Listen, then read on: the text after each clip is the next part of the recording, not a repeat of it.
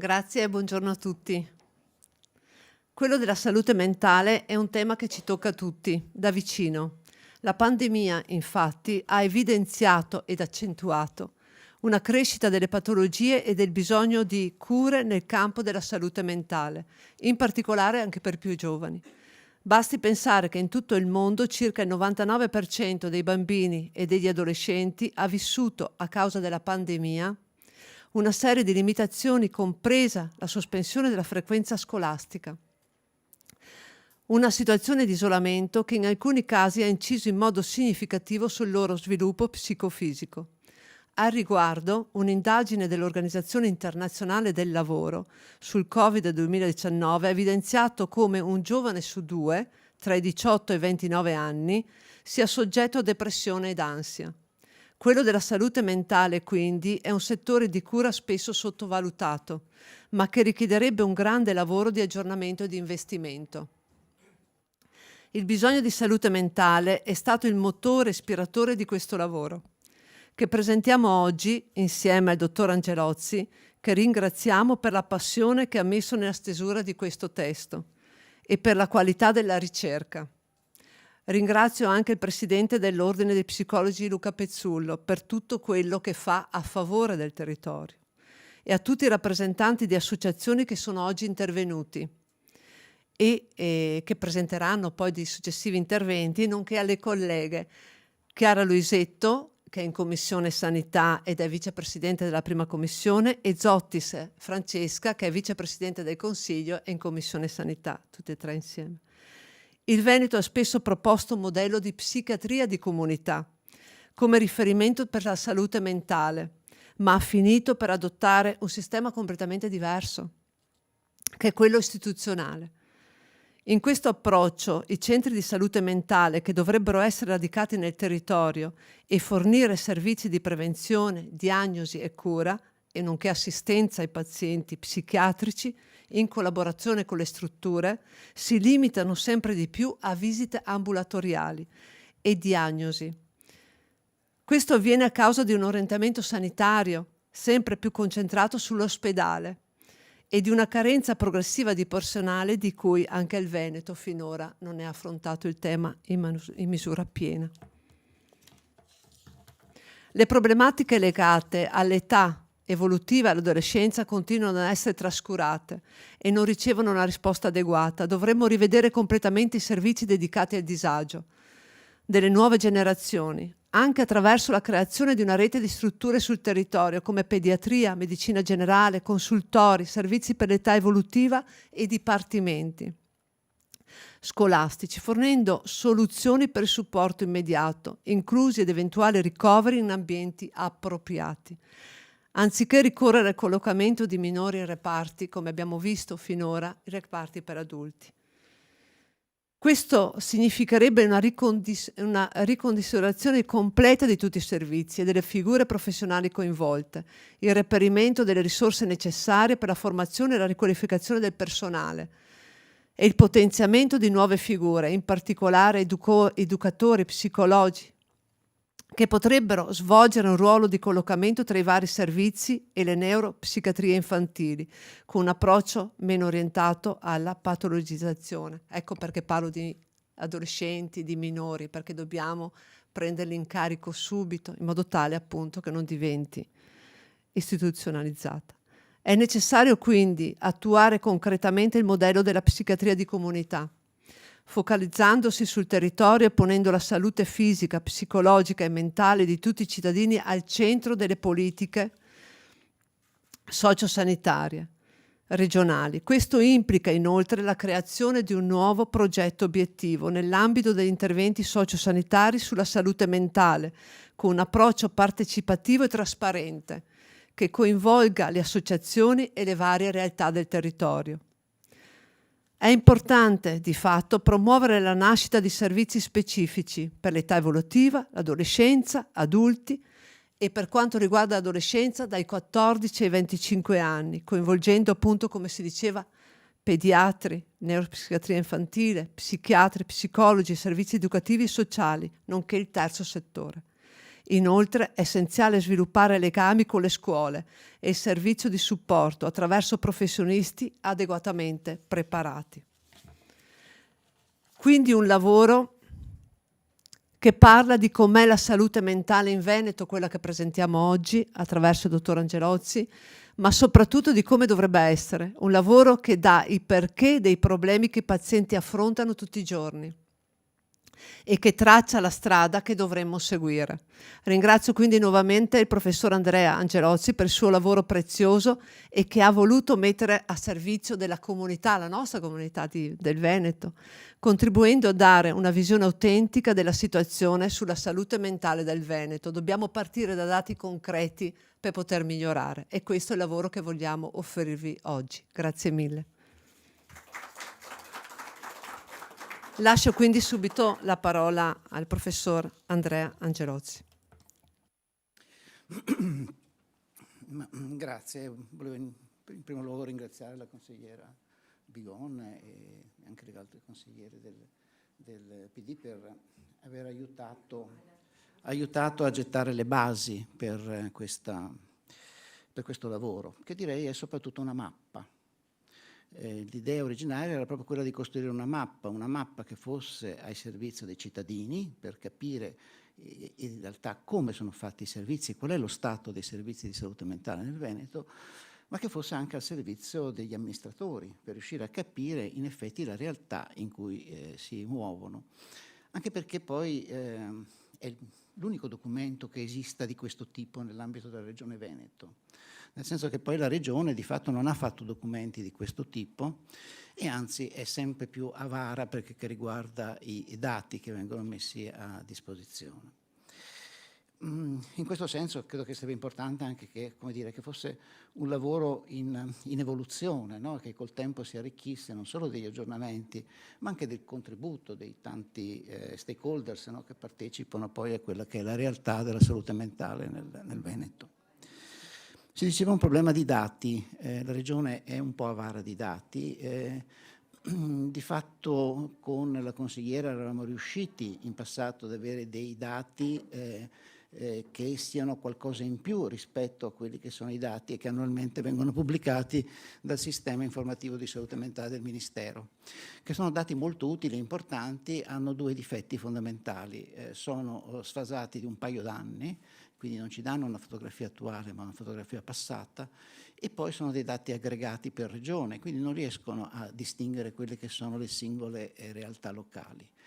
Quando invece eravamo riusciti a ottenere dei dati delle USL si è aperto un mondo che si intuiva, ma che nessuno immaginava tale, di completa differenza perché riguarda le varie USL, perché che riguarda le risorse di personale, le attività che vengono fatte, il modello di psichiatria che viene seguito, quindi delle realtà completamente diverse a pochi chilometri di distanza l'una dall'altra.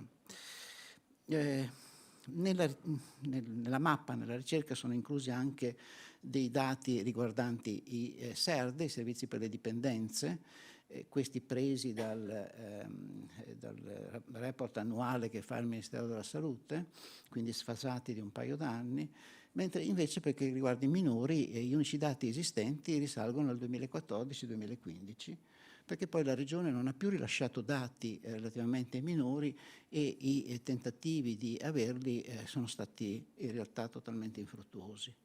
E questo è un problema, non solo perché è una realtà importantissima, quella del disagio minorile che assume forma proprio di disturbo, di sofferenza nell'ambito mentale, ma perché poi in realtà nel Veneto tuttora la stragrande maggioranza dei minori con problemi psichiatrici viene ricoverata nei reparti per adulti e questo è un problema veramente molto molto serio.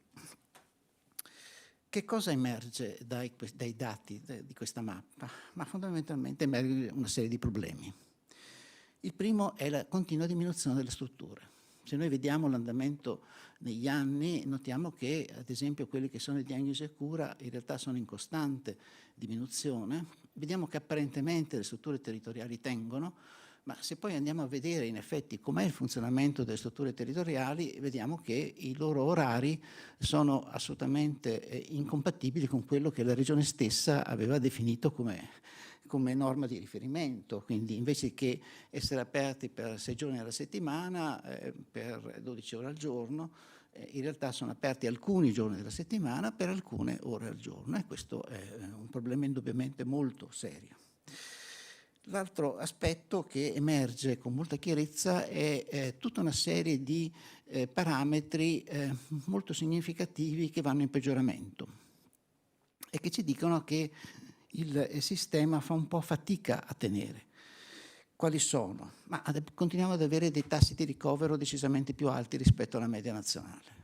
Quindi il Veneto ricovera molto, il che significa che non è in grado di gestire adeguatamente sul territorio quelle che sono le situazioni di difficoltà. Abbiamo un peggioramento negli anni di quelli che sono i reingressi a 7-30 giorni. Che cosa significa? Significa che quando un paziente viene dimesso, nel Veneto sta aumentando la percentuale dei pazienti che a distanza di 7 giorni, a distanza di 30 giorni, vengono nuovamente ricoverati. Questo perché il ricovero è stato troppo breve, perché c'era l'esigenza appunto di far fronte a una grossa richiesta di ricoveri con un numero comunque limitato di posti letto, sia perché il territorio non è in grado di gestire adeguatamente questa situazione al di fuori dell'ospedale una volta che la persona è stata dimessa. C'è un peggioramento dei percentuali dei pazienti che riesce a ottenere una visita al centro salute mentale dopo la dimissione a 14-30 giorni, il che significa che cominciano a essere due entità in qualche maniera separate, l'ospedale e il centro di salute mentale, senza quella comunicazione che è assolutamente essenziale per garantire la continuità assistenziale in questo tipo di problemi. E poi l'aumento del riferimento al pronto soccorso. In una situazione in cui i centri di salute mentale fanno fatica a gestire quelle che sono le situazioni ordinarie ed urgenze, alla fine aumenta la quantità di persone che vanno al pronto soccorso non avendo risposta dal territorio. Se uno vede in andamento, questo appunto ci sono una serie di grafici che mostrano chiaramente come queste situazioni segnalano il progressivo peggioramento nella tenuta dei servizi. Una parte dei dati, secondo me molto importante, riguarda quelli che gli esordi. Gli esordi sono un aspetto che richiede un'enorme attenzione, perché poi appunto dalla gestione degli esordi dipenderà quello che è il destino successivo poi delle persone. Ma se uno vede che cosa viene fatto negli esordi, da quello che emerge dai dati, scopre che in realtà gli esordi non hanno delle gestioni particolari rispetto a pazienti che sono in trattamento da anni. E questo è un problema decisamente serio, perché vuol dire che al di là della buona intenzione degli operatori, le risorse non consentono di investire adeguatamente per queste situazioni problematiche come sarebbe necessario. Dicevamo dell'ampia difformità che riguarda le varie USL. Sono difformi per il personale, alcune USL hanno, nella povertà generale, alcune USL sono ancora più povere, sono difformi per le prestazioni, perché dove si ha la povertà di determinate figure, chiaramente questo seleziona il tipo di prestazioni che si fanno. Ogni DSM Dipartimento di Salute Mentale, finisce per essere una realtà completamente diversa rispetto alle altre. Se poi guardiamo a livello generale quelle che sono le prestazioni del Veneto rispetto alla media nazionale, il quadro è assolutamente sorprendente. Il Veneto ha una media di prestazioni in generale che è analoga a quella nazionale, ma mentre nelle prestazioni a livello nazionale il 70% sono terapeutiche, nel Veneto solo il 30% sono terapeutiche.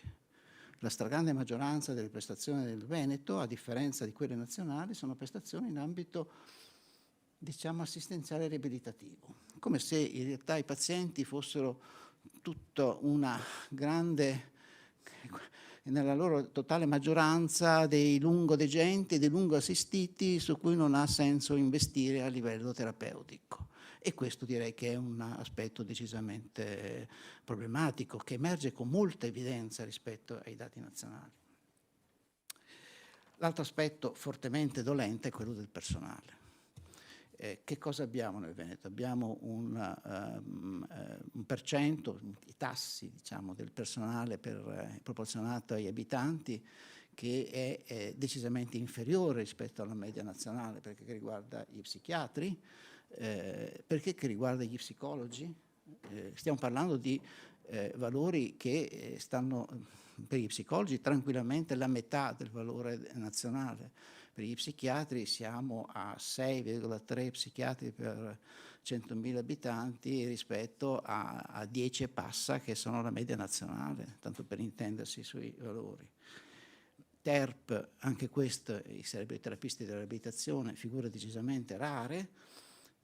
Stabili abbastanza gli infermieri e gli educatori. Quello che c'è nel Veneto è un progressivo investimento in OSS, che poi appunto sono figure importanti nell'ambito delle strutture sanitarie, ma che hanno compiti più nell'ambito assistenziale, certo, che non nell'ambito terapeutico.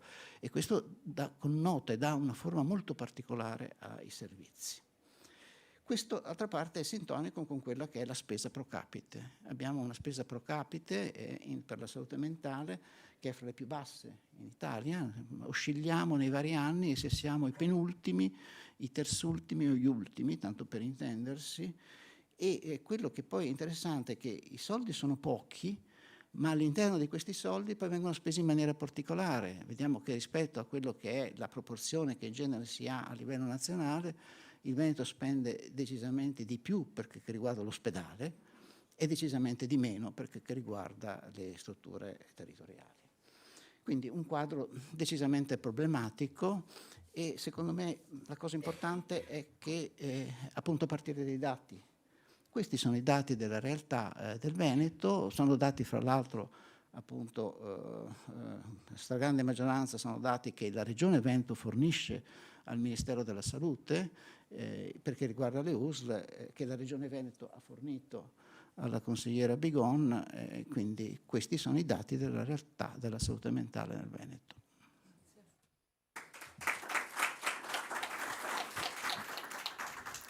Grazie. Emerge sicuramente una realtà differente, poi tra l'altro tra USL e USL, e questo quindi vuol dire una psichiatria che manca di una comunità veneta, di un'indicazione uguale, perché abbiamo diversità di territorio. E adesso abbiamo anche il dottor Luca Pezzullo, che è presidente dell'Ordine di Psicologi in Veneto, e quindi chiediamo a lui appunto un intervento da parte sua su come vede dal suo punto di vista la situazione in Veneto, partendo anche giustamente da quella che è la riabilitazione, ma anche la prevenzione. Grazie. Allora, intanto grazie per l'invito, anche a nome dell'Ordine, e per il lavoro di attenzione e di sensibilizzazione che viene svolto dalle consigliere sui temi della salute mentale. Insomma, ringrazio tra l'altro anche il dottor Angelossi e il professor Angelossi per le analisi sempre puntuali che fornisce un po' tutta la comunità nazionale della salute mentale, oltre che regionale, con i suoi articoli e il suo lavoro.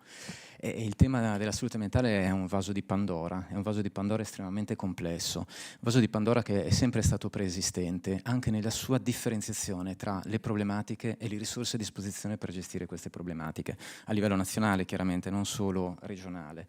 Il Covid ha permesso di guardare dentro questo vaso di Pandora, di trasformare un vaso di Pandora in un vaso di cristallo, che ha permesso di apprezzare quello che era il carico della sofferenza psicologica diffusa nel territorio non solo regionali ma anche nazionali e in varie fasce di età e di complessità. Sono stati citati i giovani, sono stati citati i giovanissimi, sono state citate le sofferenze delle famiglie. Il Covid ha avuto un effetto, ha reso verbalizzabile, mentalizzabile, inseribile nel discorso sociale il tema della sofferenza psicologica e il del benessere mentale, che è sempre stato un po' stigmatizzato, e questo sappiamo che è uno dei temi che ha limitato, reso più difficile a volte portare avanti discorsi strutturali sulla promozione di una salute psicofisica integrale dei cittadini italiani e del Veneto.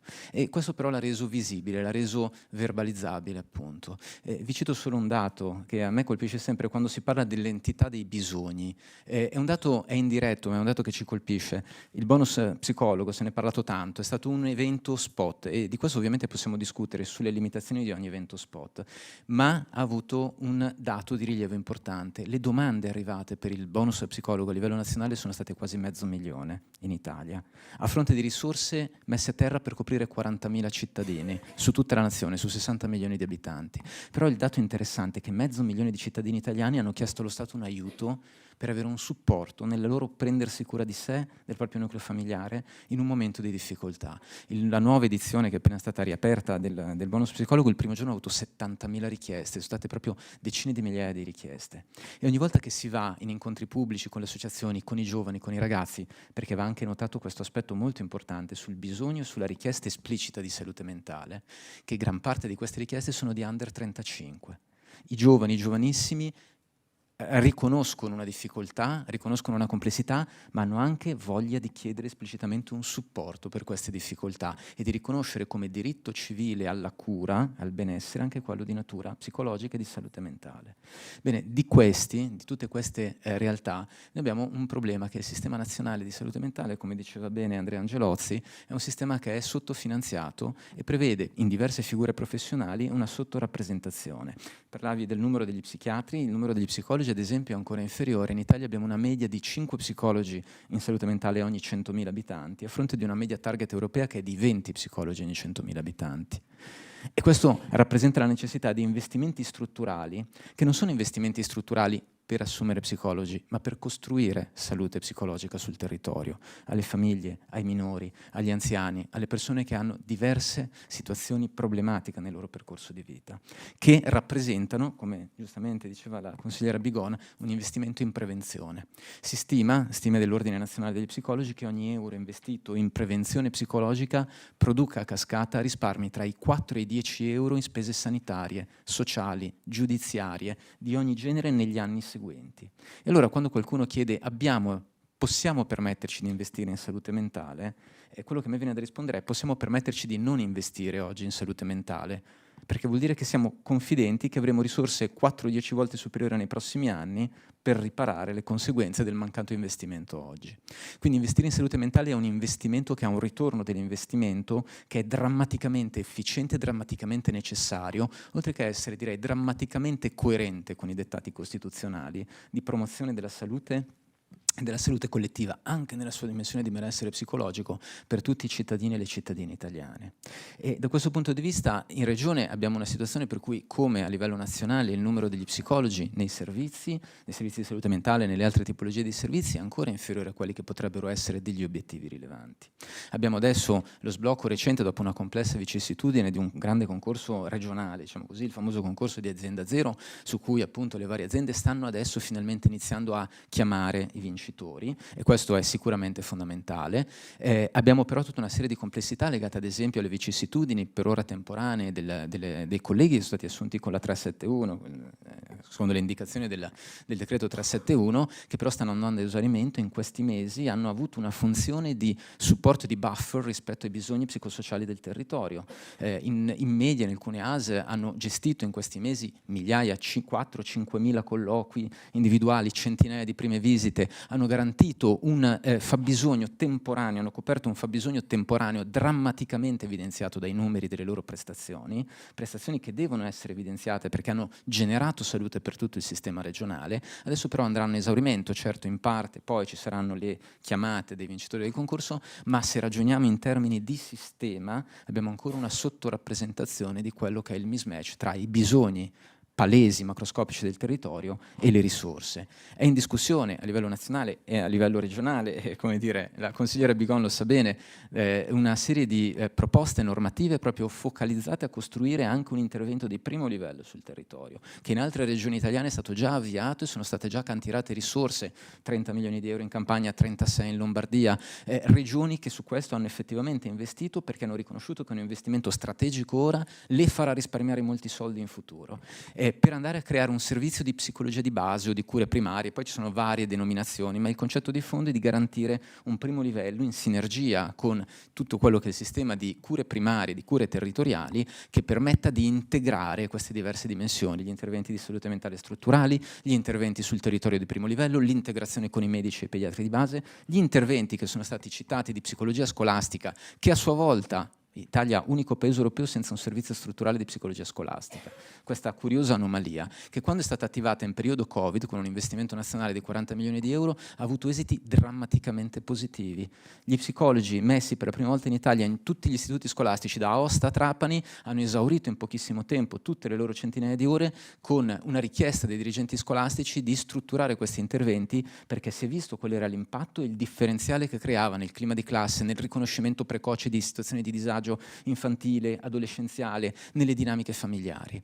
E questo al momento non c'è più ancora a livello nazionale. Allora abbiamo bisogno di entrare in una logica in cui l'intervento psicologico e la costruzione del benessere è una sfida di sistema, e questa sfida di sistema passa da quello che è uno sport di squadra, un gioco di squadra, in cui non c'è solo una salute mentale, non c'è solo una psicologia scolastica, non c'è solo il lavoro sul territorio delle associazioni, ma tutti insieme dobbiamo entrare in un'ottica di piano Marshall per la salute mentale in Veneto e in Italia, perché è l'unico investimento che ci possiamo e dobbiamo permettere in questo momento, ed è l'unico modo per realizzare un dettato costituzionale al diritto alla salute di tutti e di ciascuno di noi tutti insieme. Quindi grazie dell'invito e grazie del lavoro svolto.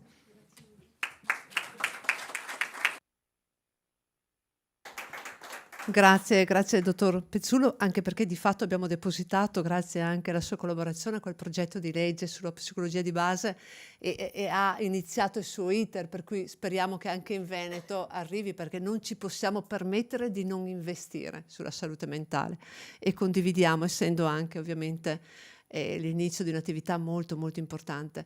Io adesso vi ringrazio tantissimo, chiamerei le colleghe Francesca Zottis e Chiara Luisetto per un intervento, perché come gruppo del Partito Democratico da tempo lavoriamo sulla salute mentale, sulla sanità pubblica ed ovviamente anche sulla prevenzione a ambiti. C'è questa riforma, vero Chiara, che è passata in regione, che è attesa da oltre 20 anni, di cui ne facciamo accenno in questo momento. Lascerei subito la parola a Francesca Zottis, Vicepresidente del Consiglio. Grazie.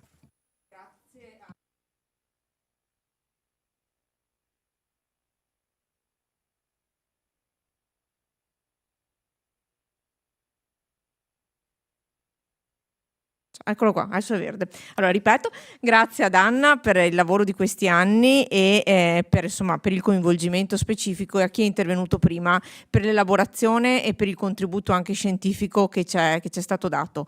Dottor Angelozzi giustamente ha detto è una mappatura. La mappatura è necessaria e è il primo step di solito per riuscire a pianificare e a programmare poi quelli che sono degli interventi da un punto di vista anche scientifico e operativo. E parto quindi volendo puntare un attimo su alcuni elementi per poi lasciare a Chiara l'aspetto anche più riorganizzativo a cui potremmo comunque accedere per alcune parti con la riforma degli ATS.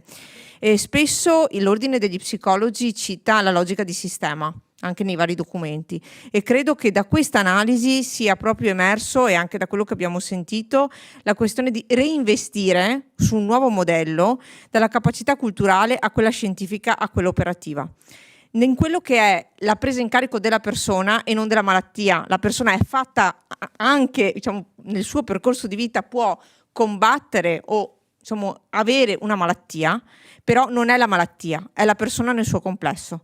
E come abbiamo visto dai dati, il tema è proprio rendere flessibile questo modello per non avere degli antipodi, perché ad oggi vediamo come c'è una carenza di psicologi, quindi di presa in carico e quasi in termini anche di prevenzione, quindi, ma nello stesso tempo, pur essendo un modello magari spinto da un punto di vista assistenziale, abbiamo una carenza poi alla fine quindi di psicologi ma anche di infermieri, e quindi di quello che è l'intervento della presa in carico quando una malattia ha bisogno anche di quell'intervento da un punto di vista anche clinico, che non gli permette la continuità magari in un modello di residenzialità, quindi prima ancora di arrivare in quelli che sono poi il ricovero in psichiatria.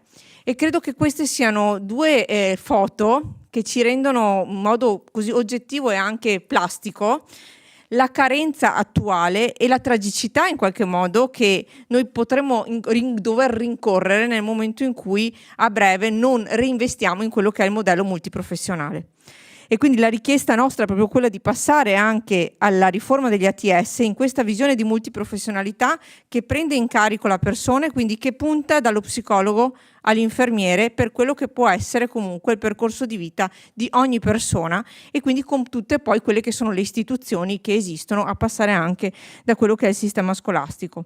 E lo dico perché, e chiudo, in mezzo, l'aveva accennato la vicepresidente Bigon all'inizio, oltre agli aspetti di criticità citati prima dal dottor Angelozzi e dal presidente degli ordini degli psicologi, c'è anche l'aspetto dell'autonomia di vita, sia in caso di problemi di disturbi comportamentali che psichiatrici. Una persona non è detta che sia condannata, che dobbiamo condannarla a un destino quasi autodeterminato, ma c'è il tema dell'autonomia di vita. Se c'è la presa in carico all'inizio che una persona, diciamo, si fermi a un disturbo o incappi, diciamo, abbia comunque un problema psichiatrico, può, non sempre, ma in molti casi comunque avere una sua autonomia di vita, e è a questo che noi dobbiamo in qualche modo andare incontro, è su questo che noi dobbiamo puntare. Se la guardiamo da un punto di vista solo economico, come ci ha fatto notare, anche in questo caso noi riusciamo ad avere dei risparmi finali eccezionali, oltre che una qualità della società molto più alta rispetto a quella attuale. Grazie. Grazie a Francesca Zottis. Rimetterlo in società la persona è questo che intendeva, e siamo tutti ovviamente d'accordo, perché questo è l'obiettivo per cui stiamo lavorando. Caro Luisetto, grazie mille. Grazie ad Anna, a Francesca, al dottor Angelozzi e al dottor Pezzullo. Stamattina ci hanno dato veramente dei dati, delle informazioni, un quadro che, come diceva adesso la collega Zottis, sono assolutamente essenziali per provare a costruire azioni di sistema. Noi veniamo da settimane, da mesi in cui abbiamo discusso il provvedimento relativo agli ambiti territoriali sociali, ai nuovi ambiti che riorganizzeranno la struttura, l'approccio ai servizi sociali nei territori. Quando parliamo di salute mentale, il primo passo, l'inizio della prevenzione sta proprio nei servizi sociali, nell'assistenza sociale diffusa. Allora arriviamo a questi ATS, come si diceva, con un approccio multidisciplinare e multidimensionale, o ci arriviamo per costrizione? La sensazione che abbiamo avuto in questi mesi è purtroppo confermata dagli scarsi investimenti su questa nuova realtà, è che ci si è arrivati perché se no si perdevano i fondi, si perdevano le risorse nazionali che non sono più destinate ai comuni, ma dai fondi povertà e inclusione sociale in poi sono destinate agli ambiti.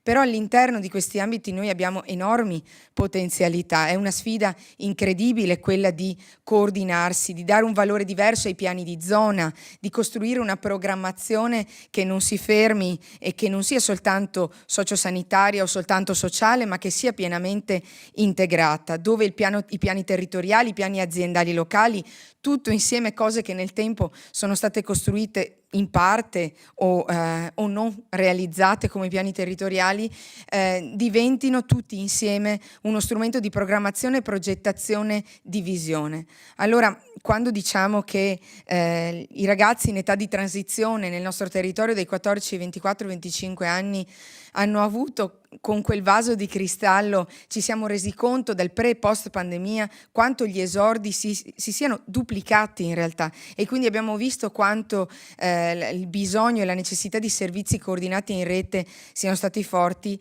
Quando vediamo questi numeri non possiamo accontentarci delle risposte di prima, le risposte devono essere risposte che guardano al bisogno, e quell'investimento pro capite insufficiente di cui si parlava non è soltanto un dato, rappresenta vite prese in carico, non numero di prestazioni, vite prese in carico e salvate in qualche modo da un destino che non può essere già scritto. Per questo servono risorse, ma non servono soltanto risorse economiche, serve la valorizzazione di un patrimonio di competenze ed esperienze che questa regione ha saputo mettere a frutto negli anni.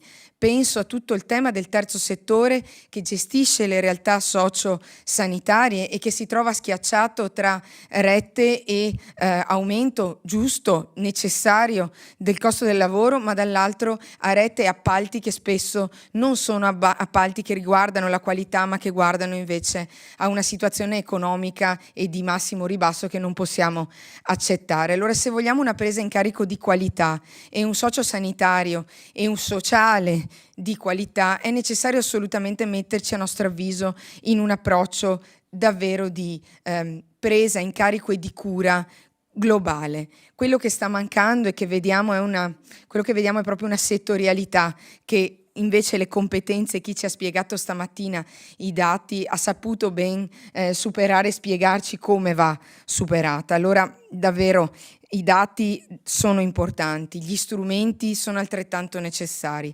Abbiamo questi ambiti, investiamoci, ma soprattutto accompagniamo le amministrazioni locali che, se da un lato sono state abituate a ragionare insieme di sociosanitario, dall'altro hanno perso potere con la riorganizzazione delle ULSS progressivamente nell'avere voce all'interno delle realtà sociosanitarie. Accompagniamole anche come istituzioni a coordinarsi, ad avere una progettualità comune, ad ascoltare le associazioni dei familiari, che sono realtà fondamentali. Siamo una delle regioni, una delle realtà anche a livello europeo in cui le associazioni dei pazienti, le associazioni dei familiari hanno ancora troppa poca voce in questo ambito. Quindi io credo che se ci sarà una sinergia dal punto di vista istituzionale, con gli strumenti che ci siamo dati, ci siamo arrivati per costrizione, ma ci sono adesso questa legge sugli ambiti che è in ritardo di 24 anni, finalmente è realtà. Se ci sono questi numeri che sono veramente a disposizione di tutti, in una regione in cui si fa fatica ad avere dati a disposizione di tutti, se tutto questo viene messo a sistema, davvero io credo che la presa in carico potrà essere diversa e l'attenzione alla salute mentale diversa. La civiltà di una comunità, lo diceva un filosofo in centenari diversi, si misura su come vengono prese in carico le fragilità. Si parlava di detenuti all'epoca, oggi quello che va tenuto, a mio avviso, come focus centrale della civiltà di una comunità è come noi trattiamo la salute mentale, come noi prendiamo in carico famiglie e singoli, perché la solitudine che parte da questo mondo rischia di essere assordante. Quindi a mio avviso davvero una responsabilità collettiva, ed è un'urgenza, per usare un termine del dottor Pezzullo, davvero drammatica, quella di agire ora e non procrastinare una responsabilità istituzionale collettiva di comunità. Grazie.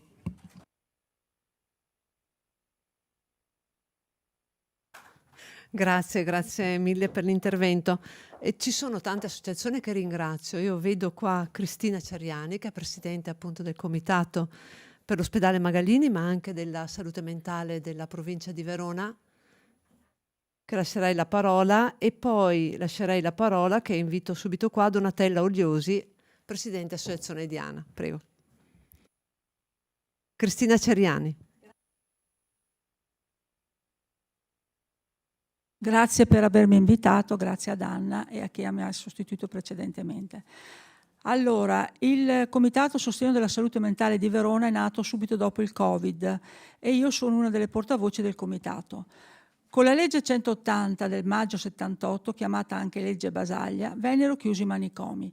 L'intento di Basaglia era quello di integrare il paziente psichiatrico nella società e non relegarlo più in quelli che erano dei ghetti isolati. Dopo 26 anni cosa possiamo dire? Sono stati fatti passi in avanti. Di certo ufficialmente non ci sono più i manicomi, ma i reparti ospedalieri sono reparti chiusi dove spesso i pazienti passano il tempo senza fare alcuna attività, imbottiti di farmaci e talvolta contenuti anche per lunghi periodi. Inoltre, chi ha più di 45 anni è considerato irrecuperabile, viene inserito nei cosiddetti manicomietti. Inoltre, come è stato detto precedentemente, c'è la medicalizzazione della psichiatria. Si cura la malattia, ma non il paziente. Le famiglie spesso si sentono impreparate a gestire le varie situazioni alle quali devono far fronte. In questo momento di grande difficoltà di carenza di personale medico e paramedico nelle varie specializzazioni, la psichiatria è l'ultima ad essere considerata. Noi siamo di Verona e la carenza di medici, psichiatri, fa sì che nei reparti ospedalieri di Legnago e San Bonifacio non possano accogliere pazienti dopo le ore 20 perché non ci sono medici strutturati ma solo specializzanti, e gli psichiatri di Verona e di Bussolengono devono andare a coprire turni a San Bonifacio e a Legnago. Quindi questo cosa ha portato? Un grande turnover di psichiatri che sicuramente non ha aiutato i pazienti sul territorio con la continuità nelle visite e nelle progettazioni di stage e progetti individualizzati. Qualche passo in avanti è stato fatto per i disturbi nel neurosviluppo, l'autismo e il disturbo dell'attenzione, iperattività e impulsività. Fino a qualche anno fa, al compimento del 18° anno, questi disturbi miracolosamente scomparivano. Ora invece vengono presi in carico da personale dedicato. È stato aperto, sto parlando di Verona, è stato aperto un ambulatorio all'ospedale di Borgo Trento e per la DHD c'è un ambulatorio per ogni unità operativa complessa di psichiatria dell'US9. Ma c'è ancora tanto da fare, dalla presa in carico alla terapia farmacologica agli interventi psicosociali per questi pazienti. Mancano strutture adeguate all'accoglimento dei pazienti più complessi e o con doppia diagnosi, cioè di diagnosi di disturbo mentale e diagnosi di dipendenza. Da qualche mese i terapisti della riabilitazione psichiatrica e gli educatori a turno sono andati a lavorare e andranno in futuro un mese nelle REMS, residenza per autori di reato, di Nogara, con evidente disagio per i pazienti sul territorio che per un mese rimangono scoperti e anche della REMS stessa che ogni mese ha un turnover di terapista. E con tutte queste difficoltà apprendiamo che è stato pubblicato recentemente il bando per terapisti a Verona dell'US9, ma viene da ridere, per un posto. Un posto. Da tenere presente che gli operatori sociosanitari, come aveva detto il dottor Angelozzi prima, che sono in numero elevato, non possono fare riabilitazioni, quindi la figura del TERP sarebbe molto importante. Mi aggancio adesso agli psicologi. I contratti a tempo determinato per gli psicologi che scadevano il 31/12/2023 sono stati rinnovati fino a giugno 2024, laddove c'erano le risorse. E l'hanno saputo gli ultimi giorni dell'anno, ma poi comunque ci sarà ancora un turnover perché verranno assunti gli psicologi che hanno espletato il concorso a dicembre 2023. Noi continuiamo a dire che la cura, la continuità della cura è molto importante, però qua si trattano le persone come se fossero dei pacchi postali, tanto viene uno piuttosto che un altro, vabbè, ce l'hai. Intanto c'è lo psicologo, c'è lo psichiatra, talvolta i nostri pazienti vanno dallo psichiatra e si trovano davanti uno psichiatra diverso. E io l'ho detto poi al responsabile, vabbè, ma tanto comunque c'era un medico. Sì, grazie, ma no, insomma, medico che non era quello, almeno avvisare. È fondamentale, esatto. Le comunità dovrebbero essere luoghi riabilitativi dove gli utenti si riabilitano per l'inserimento nella società. Un problema evidente è l'attuazione di progetti individualizzati che spesso non ci sono, oppure sono stage socializzanti a circa 2 euro l'ora. Come può sentirsi un ragazzo che viene remunerato con 2 euro l'ora? Noi dobbiamo far sì che ci sia un'autostima, una volontà di essere in qualche modo inserito nella società e mi dai 50 euro al mese perché io faccio 5 volte 5 giorni alla settimana, per un totale 2 ore circa di 2 euro all'ora. Insomma, allora diciamo che è un volontariato, cioè diamo la parola esatta, non uno stage socializzante, chiamiamolo in maniera diversa, non un lavoro, vai a lavorare a 2 euro l'ora, insomma. Perché non si investe maggiormente, arriviamo al solito discorso dei soldi, perché non si investe maggiormente per la psichiatria? Dovrebbe essere investito il 5% del budget sanitario, come inteso nel 2001 tra Stato e Regioni. Invece si investe circa il 2,3% in Veneto. Siamo, come è già stato detto, penultimi in Italia, seguiti solo dalla Basilicata. Ultima notizia, la settimana scorsa è stato bandito un nuovo concorso per psichiatri, 38 in tutto il Veneto, e a Verona 4 posti. Io mi chiedo sempre se siano sufficienti. Grazie a nome del Comitato. Sappiamo che non sono sufficienti perché sappiamo che la carenza è ben maggiore e quindi ci chiediamo e ci domandiamo sempre con Cristina quando ne parliamo come mai, se sappiamo che la carenza è maggiore, facciamo bandi sempre per numero personale inferiore. Questo insomma è. Lascio la parola a Donatella Ogliosi, presidente dell'associazione Diana. Grazie Cristina. Allora, per chiarire un attimo il mio intervento, che sarà velocissimo, noi svolgiamo un ruolo di advocacy nell'ambito della tutela dei diritti sanitari e sociosanitari. Questo è l'ambito in cui io farò il mio intervento. Sentendo chi ha parlato prima di me, direi che quando parliamo di salute mentale noi non dobbiamo dimenticare che parliamo di salute e in quanto tale si tratta di un diritto costituzionale fondamentale. L'articolo 32 della Costituzione italiana su questo è molto chiaro. Quindi parliamo di un diritto, il diritto alla salute, che è un bene collettivo, perché senza questo diritto non possiamo beneficiare di nessuno degli altri diritti costituzionali. Questo deve essere chiaro. Quindi la salute mentale è un problema di salute.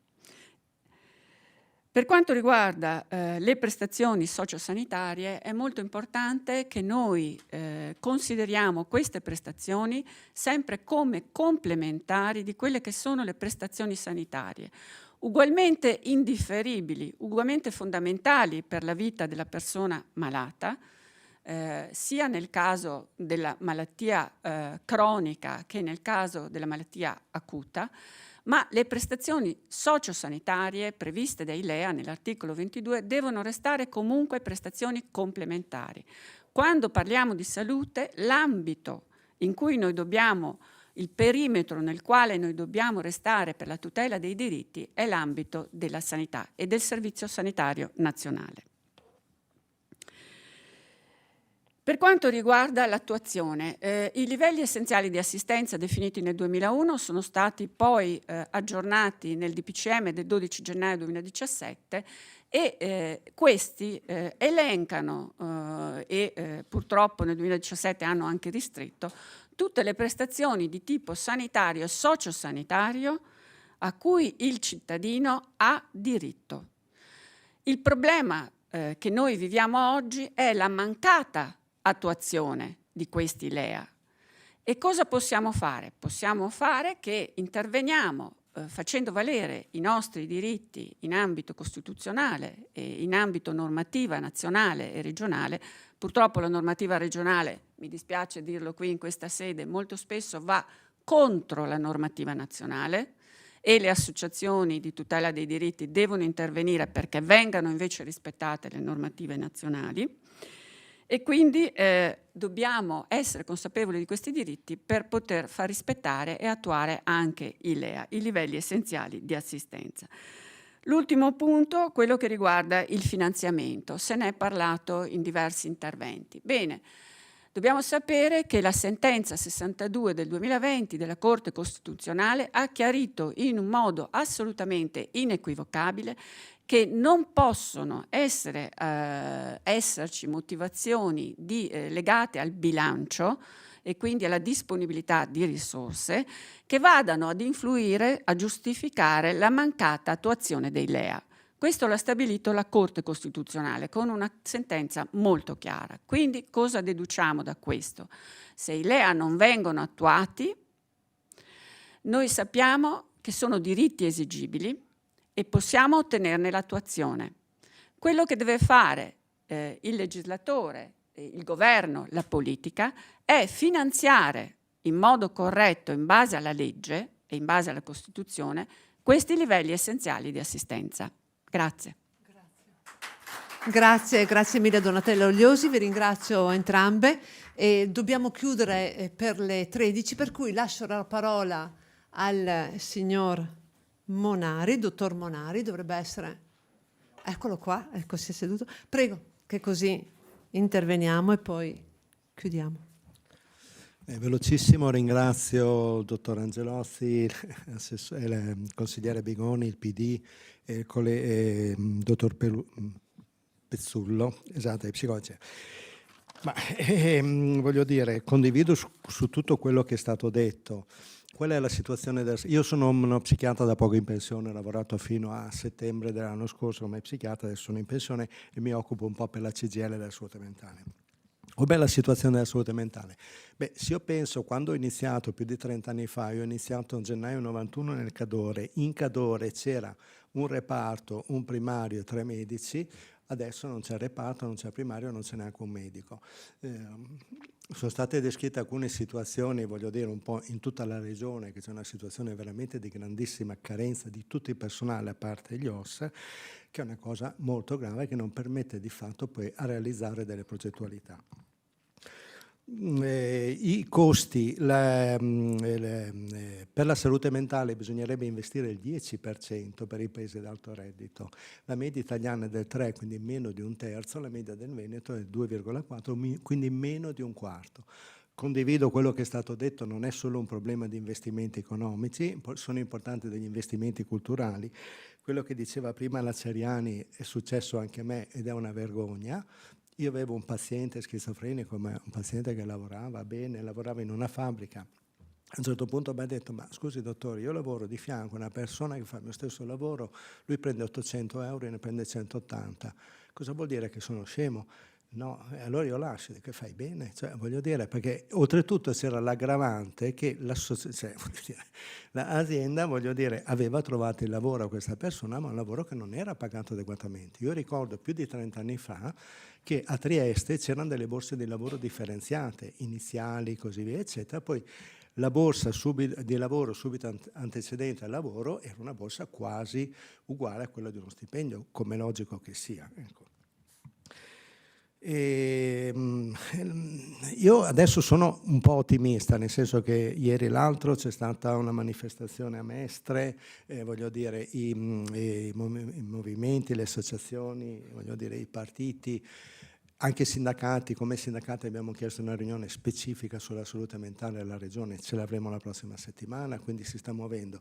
Importante anche avere una visione a 360 gradi, perché in una situazione così soffrono in primis i pazienti, i familiari, ma anche gli operatori, perché si trova in una situazione di frustrazione elevatissima, perché non riesci effettivamente a fare il tuo lavoro come devi fare. Basta, insomma, questo è, voglio dire, un po' quello che volevamo dire come CGIL, ma quando io ho presentato nel Consiglio regionale anche agli altri sindacati la situazione molto grave in cui era la psichiatria, tutti gli altri sindacati hanno aderito e saranno presenti anche loro il 16. Importante, secondo me, tenere questo, voglio dire, atteggiamento di unità, considerando le varie posizioni, i vari punti di vista degli altri. Grazie. Allora, grazie al dottor Tiberio Monari per l'intervento. Ringrazio ancora una volta, non abbiamo tempo. Un secondo, prego. Posso andare qui parlando forte? Ma no, perché siamo in diretta, per cui dovrebbe...